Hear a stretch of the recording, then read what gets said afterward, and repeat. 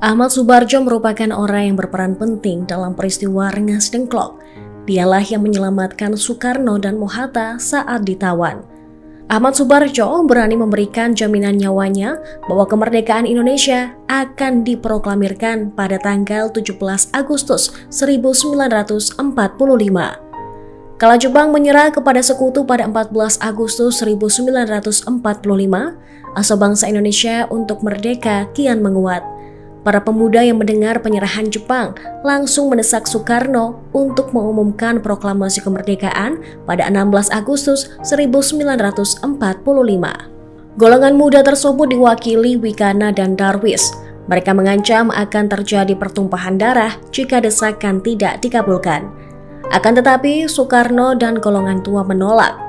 Mereka enggan terburu-buru, apalagi rencana proklamasi kemerdekaan Indonesia sedang dipersiapkan oleh Panitia Persiapan Kemerdekaan Indonesia. Para pemuda yang takut Soekarno dan Mohatta terhasut oleh Jepang akhirnya memutuskan untuk menculik mereka.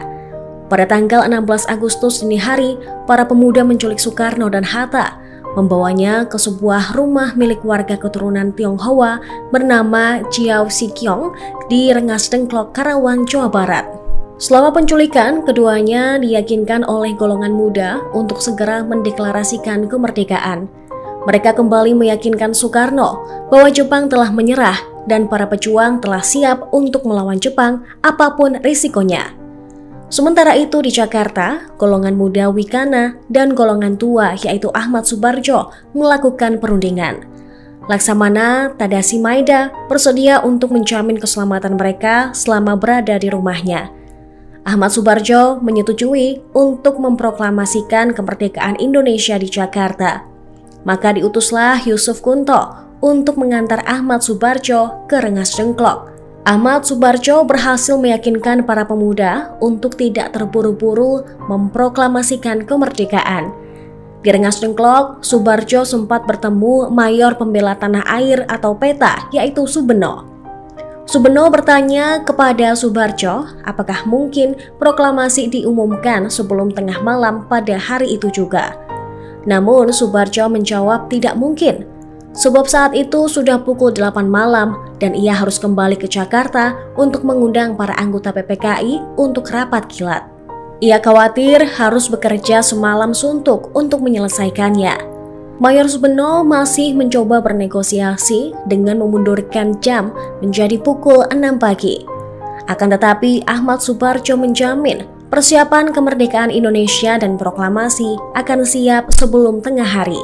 Saat itulah Subarjo mempertaruhkan nyawanya. Dia berani mati jika proklamasi tidak diumumkan pada 17 Agustus 1945. Mendengar ucapan Subarjo, golongan muda merasa teryakinkan. Akhirnya mereka sepakat untuk membawa Soekarno dan Hatta kembali ke Jakarta.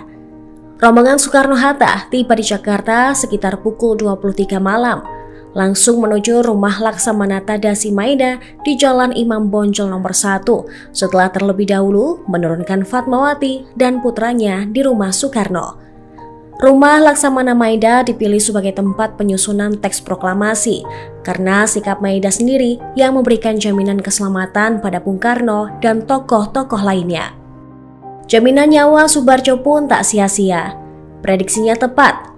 Naskah proklamasi dibacakan pada 17 Agustus pukul 10 waktu Indonesia Barat. Kemerdekaan Indonesia tersebut dideklarasikan oleh Soekarno di kediamannya di Jalan Pegangsaan Timur nomor 56 Jakarta Pusat. Ini menandai berakhirnya masa penjajahan sekaligus kemerdekaan Indonesia. Terima kasih sudah nonton. Jangan lupa like, subscribe, dan share ya.